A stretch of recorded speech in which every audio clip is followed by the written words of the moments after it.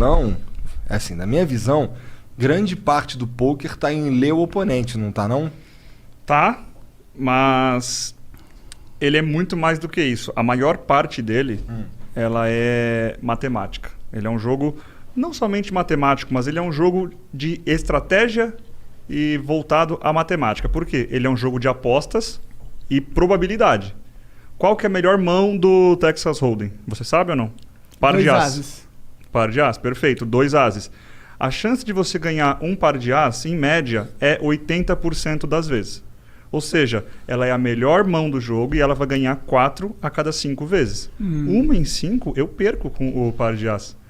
Então, você tem que saber as situações que você não vai ganhar sempre. Eu vou sempre com ele, porque é acima de 50%, entre aspas. Então, ela é muito boa, mas às vezes eu vou perder. E ele é um jogo de apostas em várias variáveis. Existem as apostas antes de bater o flop, que são as cartas comunitárias. As 3 cartas. Depois existe mais uma rodada de apostas e depois mais uma rodada com 5 cartas e você com as 2. Então, ele é um jogo de muitas variáveis e principalmente tem 100 fichas no pote.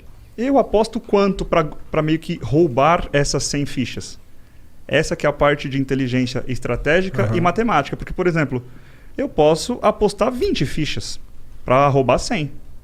Mas será que ele larga? Será que 20 não é pouco? Será que o custo-benefício não é bom para ele pagar só 20? E eu quero que ele pague?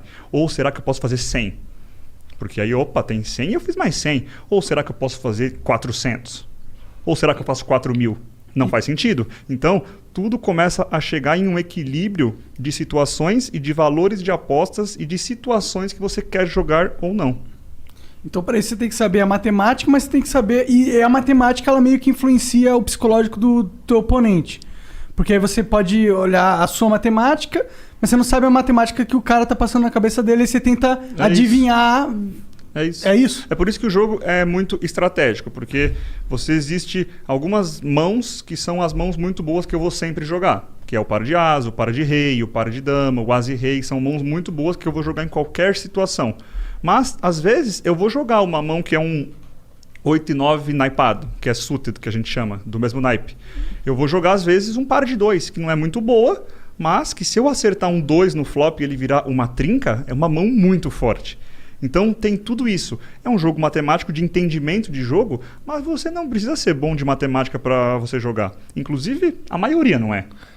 Qual que é a combinação que é a mais pica do Texas? É o Royal Straight Flush. Esse é impossível de fazer. Esse é impossível. É 1 para 260 mil. Você faz uma vez em 260 mil vezes que você pegar uma mão possível, né? Então, que é o quê? É o 10, valete, dama, rei e as, tudo do mesmo naipe.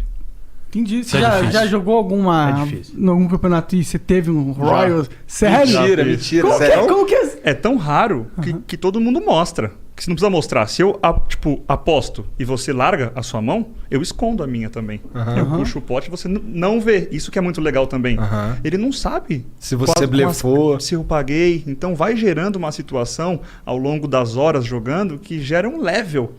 Então, é um jogo de pessoas contra pessoas. O que será que ele pensou que eu tô pensando? O que será que ele pensou que eu pensei que eu tô pensando? Então, vira um negócio muito louco mesmo, cara. É muito louco porque é o seguinte, é um jogo de informações incompletas, né? Então, na verdade, assim, você tem um pedaço do quebra-cabeça e você tenta na sua cabeça montar o resto para saber se você tá numa situação boa ou não. Então, assim, cara, tem muitos paralelos que a gente faz às vezes, que é assim, imagina que você, sei lá, você tem uma empresa qualquer, de eletrônico, de parafuso, qualquer coisa. E você vai soltar um produto novo. Só que você tem os seus concorrentes. Todo mundo na mesa ali é um concorrente teu.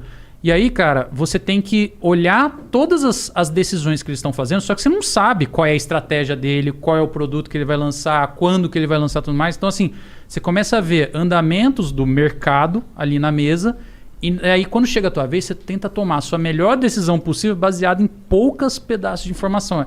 É um jogo muito legal.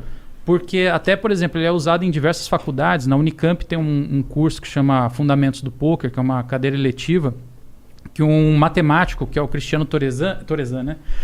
Que o Cristiano usa, que é o seguinte, para fazer como um laboratório de tomada de decisão. Então, cara, você vai lá e você aprende com o poker como uma ferramenta para você tomar decisões, para você analisar cenários e falar, pô, e aí, o que eu faço agora? Entendeu? Então, isso é que é muito louco.